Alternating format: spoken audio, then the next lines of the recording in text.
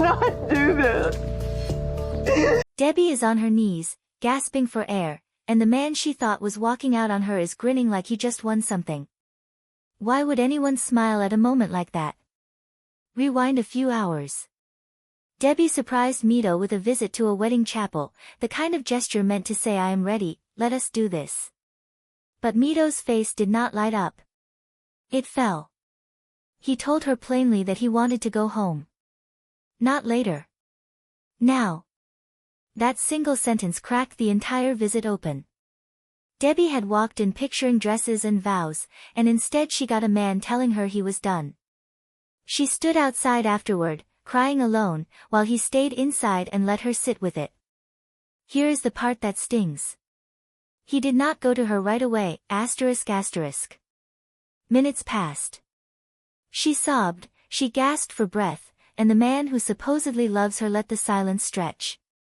If this feels familiar, it is because it is a pattern viewers of this franchise know well. Someone withholds comfort until the other person is desperate enough to accept whatever comes next.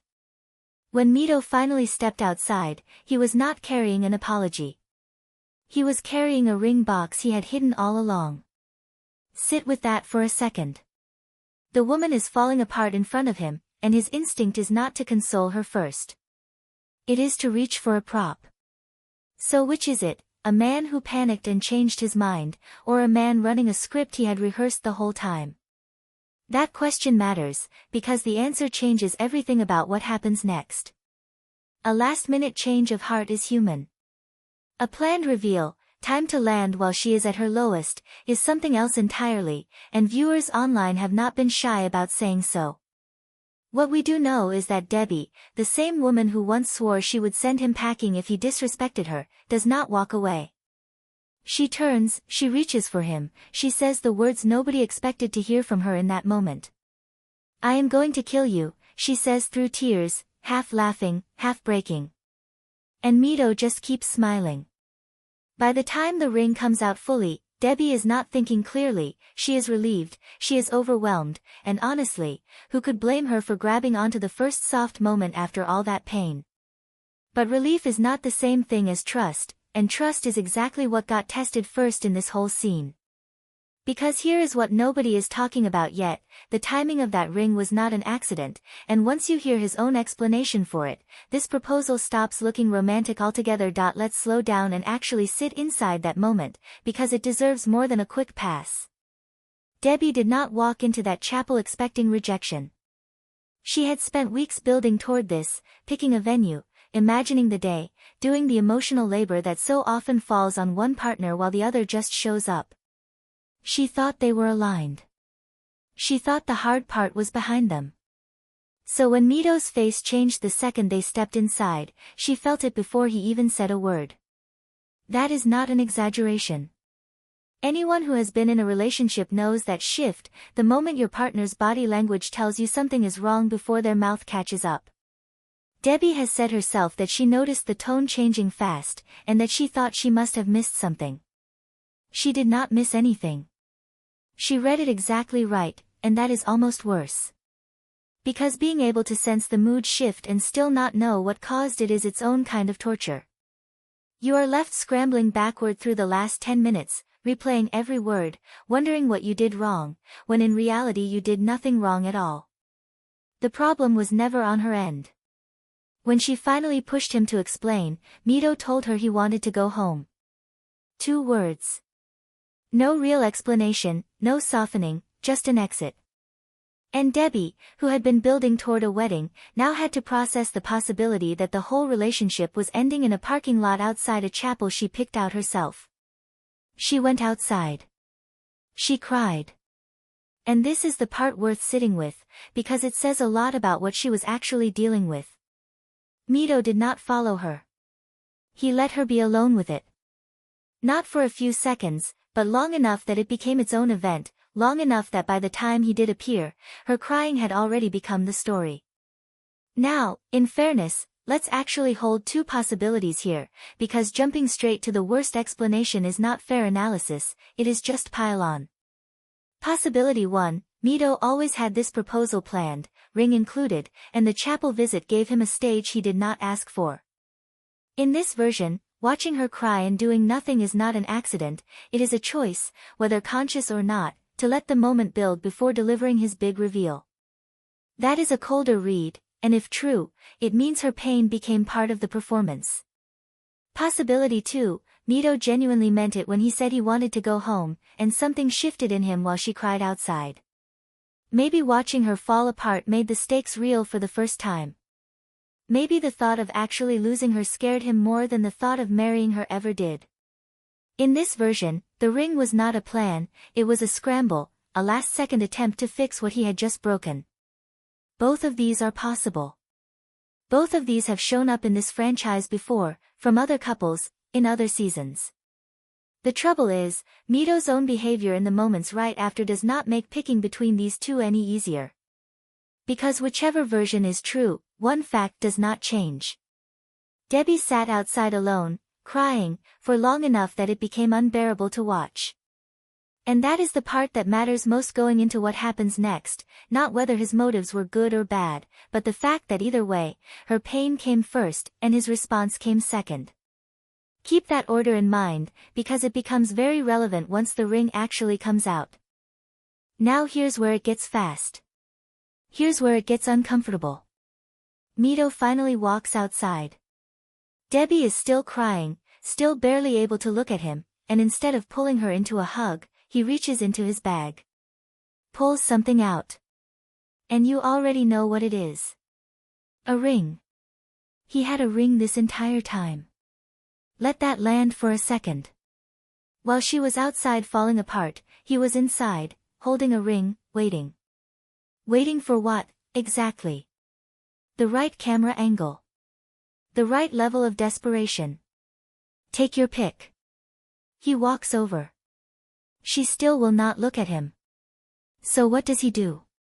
He sets the ring down on the ground and reaches for her instead, turning her body toward his chest like he is comforting her. And for 1 second, it almost looks tender. Then he starts walking away again. Yes. Again. Debbie, barely breathing, barely holding herself together, sees him step back and something in her snaps. Where are you going? She gasps.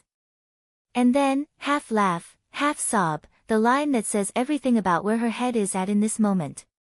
I'm going to kill you. She is not joking. She is also, somehow, joking. That is the whole problem in one sentence. And Mido is smiling through all of it. Not a nervous smile. Not an oops I made a mistake smile. A wide, satisfied, this is going exactly how I wanted it smile. Ear to ear. While the woman in front of him is on her knees, gasping for air, threatening him between sobs. If you strip away the wedding music and the soft lighting, what you are actually watching is a man testing exactly how far he can push someone before they break, and then rewarding them the second they do. She falls to her knees. He kneels with her.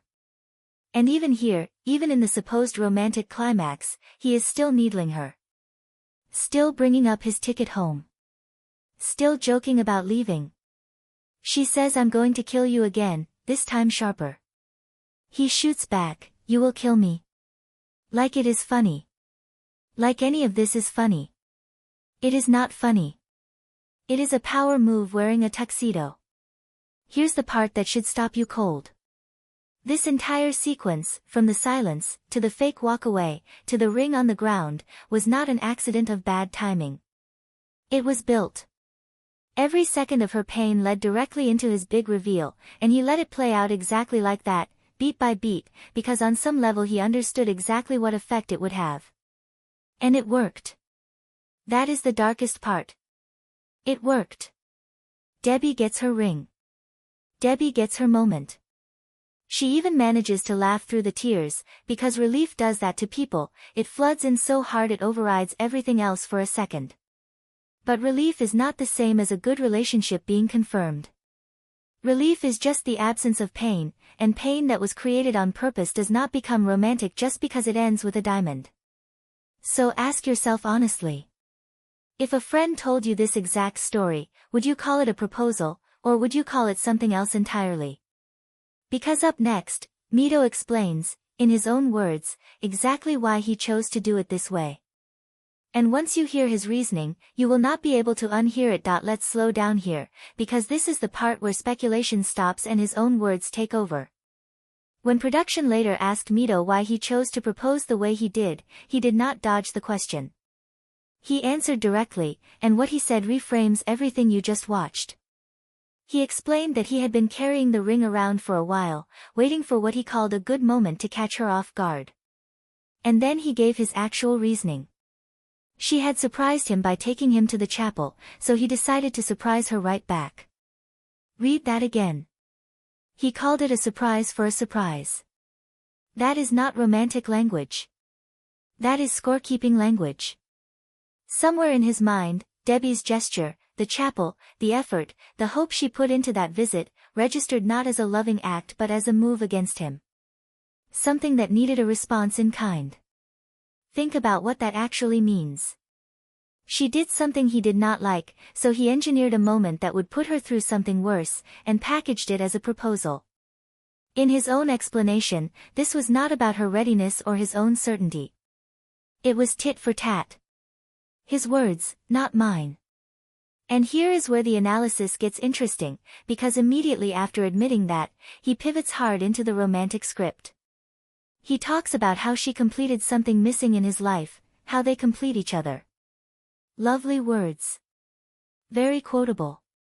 Also delivered right after he just told everyone, in plain language, that the proposal itself was retaliation dressed up as affection.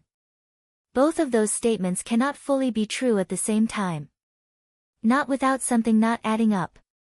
So which one do we believe, the tit-for-tat explanation, or the completes me speech? In my opinion, we believe the one that came first, unprompted, before he had time to package it. The retaliation explanation was the honest one. The romantic speech was the performance. This is worth sitting with, because it is exactly the kind of thing fans of this franchise have learned to spot over the years. A grand gesture is not automatically proof of love. Sometimes it is proof of something else entirely, timing, leverage, control, and viewers online picked up on this immediately, with plenty of comments questioning whether Mido understands what a genuine proposal is even supposed to feel like versus what it is supposed to accomplish. So here are the real questions worth asking. If someone told you they proposed as payback for something you did, would you still call it romantic? And if your partner's love language is apparently strategic timing, is that a relationship red flag or just an awkward joke that landed badly? There is a version of this where Mido is simply bad at expressing himself, where English is not his first language, where tit for tat was a clumsy translation of something closer to I wanted to surprise you too. That is a fair possibility, and it deserves to be said plainly, not every awkward phrase is a confession. But even giving him that benefit of the doubt, the sequence of events does not change. Her pain came first. His silence came first. And only after she had completely broken down did the ring appear. Whatever his intent was, the effect on Debbie was the same either way, and that effect is what actually shapes a relationship long after the ring stops being new. Which brings us to the one thing Debbie still has not gotten, the one thing she asked for twice and still walked away without, and that is exactly where this story goes next. So Debbie has the ring. She has the moment she waited months for. And in the immediate aftermath, she is smiling, she is showing it off, she is telling the camera how scared she was and laughing about it now that it is over. On the surface, this looks like a happy ending. But go back to what she said she needed before any of this could feel real. Debbie had been clear, long before the chapel, long before any of this, that there were two things she needed from Mido before she could fully commit. The first was a proposal, with a ring, done properly. She got that today, however messy the path there was.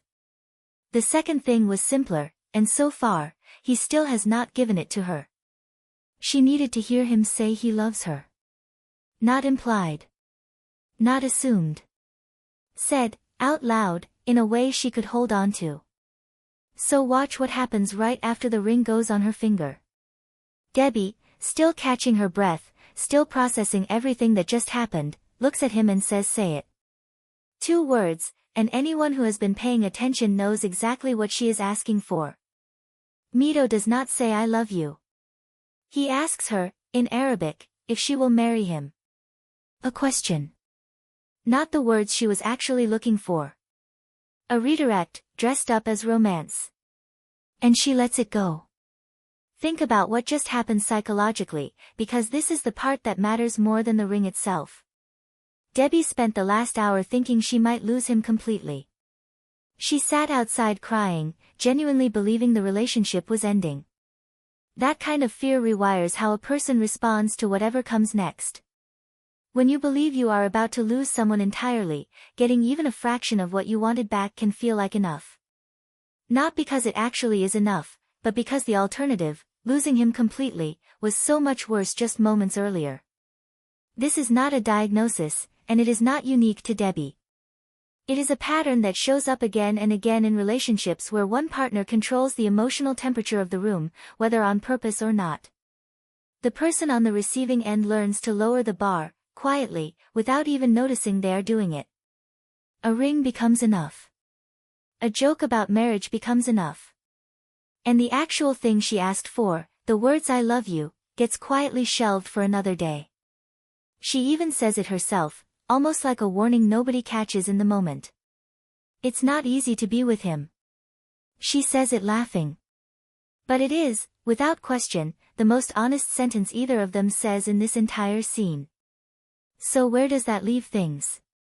Debbie has her ring. She does not have her words. And a woman who once said she would not settle for less than full respect has just shown, in real time, how quickly that line can move once fear gets involved. Whether this relationship survives past the ring is a completely different question than whether the proposal itself was genuine, and those two things are about to collide. Because what happens after the cameras stop rolling on this engagement tells you far more about Mido than any proposal ever could, and that is exactly the story worth picking apart next.